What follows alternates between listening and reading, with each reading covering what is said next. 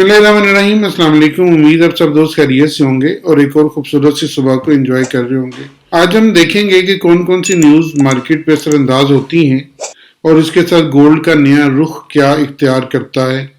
लेकिन उससे पहले एक डिस्क्लेमर देखते हैं, उसके बाद वीडियो में दोबारा आएंगे।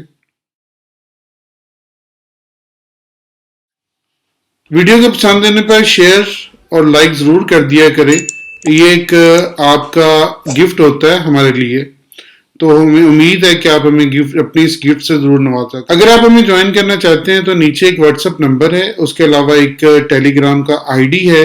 अगर आप अकाउंट किसी भी ब्रोकर के साथ खोलना चाहते हैं तो उसके लिए हेल्प के लिए हम आपके साथ हैं। अकाउंट खोलने से अकाउंट की ओपनिंग तक, उसके बाद ट्रेडिंग तक आपकी मुकम्मल हेल्प इंशाल्लाह हम करेंगे।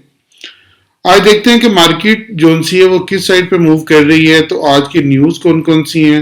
तो सबसे पहले सबसे बड़ी न्यूज़ जो सी वो 6:30 बजे है और वो है CAD की GDP month on month basis पर है और इसका इम्पैक्ट जो सा वो कैड पे आएगा। इसके अलावा और कोई खास न्यूज़ नहीं है। पे देखेंगे कि 1 मंथ पे इस पर क्या रूटीन बन रही है और 1 मंथ में अभी तक ये बियरिश एनगल्फिंग बना रहा है।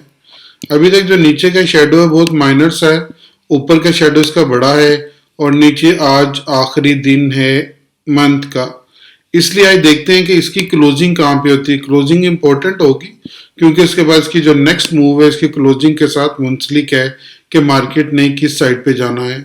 और अगर इसके बाद हम देखें कि वीक के ऊपर जो सा वो किस तरह का व्यू बना रही है, तो वीक के ऊपर इसने हल्का सा पॉजिटिव कैंडल बनानी शुरू कर दी है, लेकिन अभी नीचे वाला ये जो लेवल है ना इसने नहीं तोड़ा।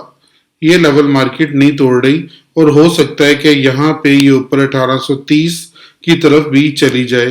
तो वीक के ऊपर ये अच्छी कैंडल अभी तक बनाना शुरू हुई है और अभी वीक में आपके 4-5 दिन 3 दिन बाकी 4 दिन बाकी हैं।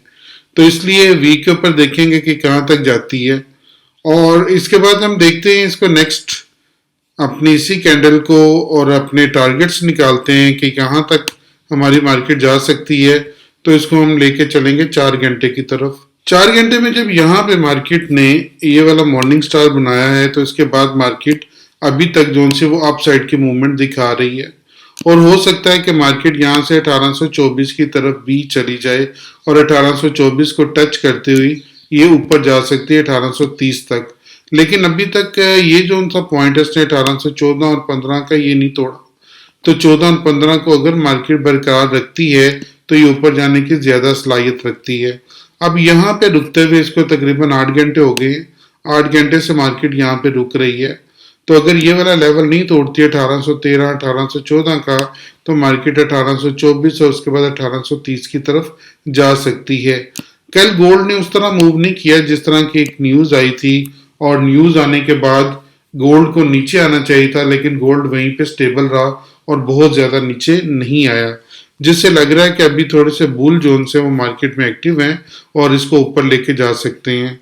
अगर फर्ज करें ये वाला लेवल अपना बरकरार नहीं रखती जिसको हम अपना की पॉइंट आज का बना रहे हैं, तो मार्केट जोन से वो नीचे वाली साइड पे भी आ सकती है।